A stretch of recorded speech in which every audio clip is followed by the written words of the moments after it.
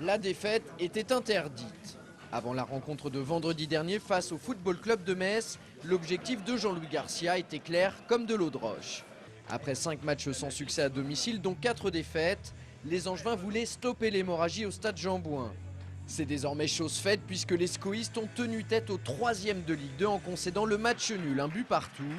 C'est un résultat encourageant pour la bande à Philippe Brunel qui aurait aussi bien pu perdre que gagner ce match. Je pense que le nul sur le match est équitable. Donc voilà, on n'a pas de regret, on a retrouvé à domicile une super mentalité, une super solidité. Le SCO a certes été solide, mais il a aussi été fébrile lors des 20 premières minutes de cette rencontre. 20 minutes au cours desquelles les Messins se créèrent 2 occasions. La première suite à cette perte de balle de Delissaou, titulaire après 9 mois d'absence. La seconde sur cette ouverture de Barbosa pour Cissé. Heureusement, la frappe du Sénégalais manque de puissance. Et puis tout à coup, on assiste au réveil de la formation angevine. Un réveil explosif avec cette réalisation de Paul Alou-Effolou.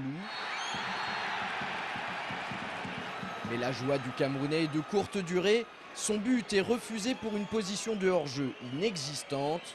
Une nouvelle fois, l'arbitrage n'est pas favorable aux blancs et noirs. Paul Alou-Effolou, on le retrouve quelques instants plus tard. L'ouverture du meilleur buteur angevin pour Floyd Ayité est un délice.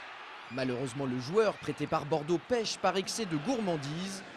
Jean-Louis Garcia n'en revient toujours pas. À la pause, les deux équipes rejoignent les vestiaires sur le score de 0-0. Angers peut nourrir quelques regrets. Je pense qu'au vu des occasions, un match nul équitable, une victoire n'aurait pas été volée non plus. Maintenant, attention aux yeux. Rien que pour ce que vous allez voir, le SCO aurait mérité de l'emporter. Silence, l'artiste Saint-Polo entre en action.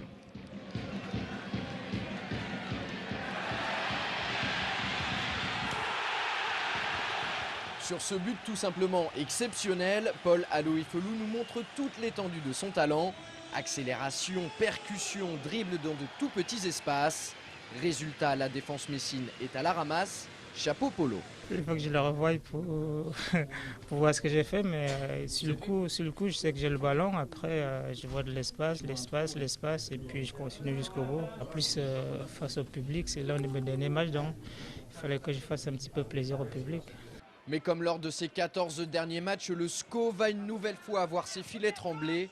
À la 70e minute, Papis Cissé, en opportuniste, vient glisser le cuir dans les cages de Padovani.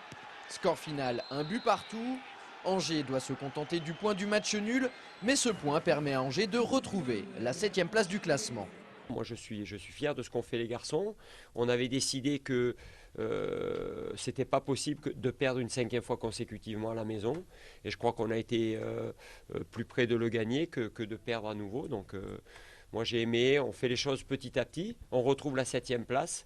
On est dans le premier tiers du classement ce soir. Il reste 3 matchs pour rester dans ces 7 premiers. Prochain rendez-vous pour le SCO, vendredi 15 mai sur la pelouse de Dijon.